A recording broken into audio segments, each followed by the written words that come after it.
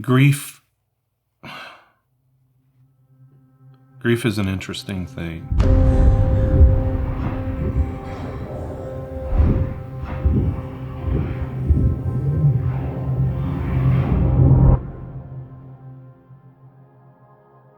So Jennifer, at 13, had a brain tumor. And because of that brain tumor, she lost her vision. Through high school and even through probably the first 5 years of our marriage, she really struggled with, God, why have you chosen not to heal me? At the point that the cancer came back in 2013 and it was not a big deal, her words, not a big deal, done. She was beginning to understand the sovereignty of God at that point. It was during that time that Bert's role changed from being a husband and a spouse and a friend to being a full-time caregiver, as well as being a husband and a provider. And the burden that was laid upon him was heavy. She was changing. She was no longer the person that I fell in love with. And at each point that she had a stroke, she lost a little bit more of the person that I knew and loved. At some point, she wouldn't even sit on the couch with me. 2013, she got thyroid cancer. She beat it. And then in 2019, she had a stroke. In that process of trying to figure out what was going on, they found 4 significant tumors, 2 in each lung. Turns out that it's the thyroid cancer that they hadn't gotten 100% of. That period of time where she went into the hospital, there was definitely a sense of this could be it. And there was a lot of prayers over, Lord, would you just heal her? And he did.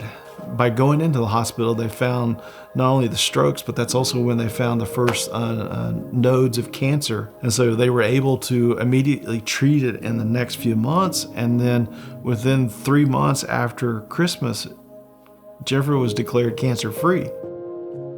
We went through Christmas thinking everything was, pretty good.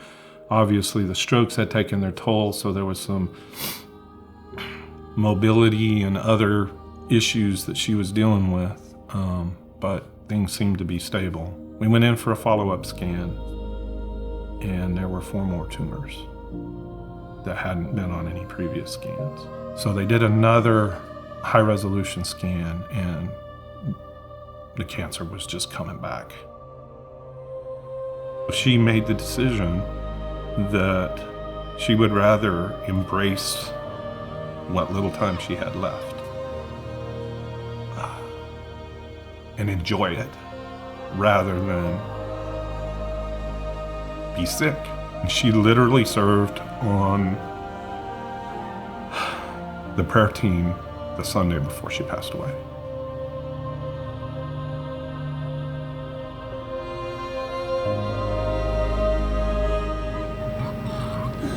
I just want people to know the joy that I have.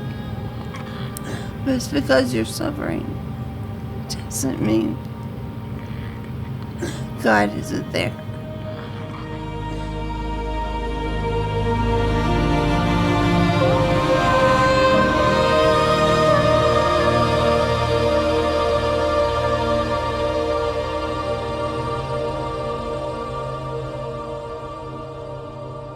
Grief is an interesting thing.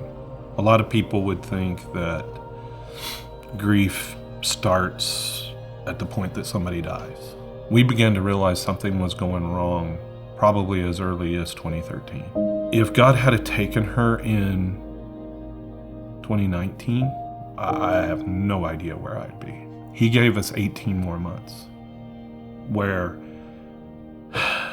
we were actually able to grieve together. Walking with Jennifer and seeing her faithfulness to the end and how it affected me and it's affected others around us should draw us closer to the Lord and inspire us to deepen our relationships with the Lord. God has a plan, and even though I don't understand it, it's becoming more and more obvious to me as time progresses from the point that Jennifer passed away. He's made me a new person. I take the things from our relationship, what he's taught me, what she has taught me, and I take that forward. How that's going to be and what that's going to be, I don't know, but it's good.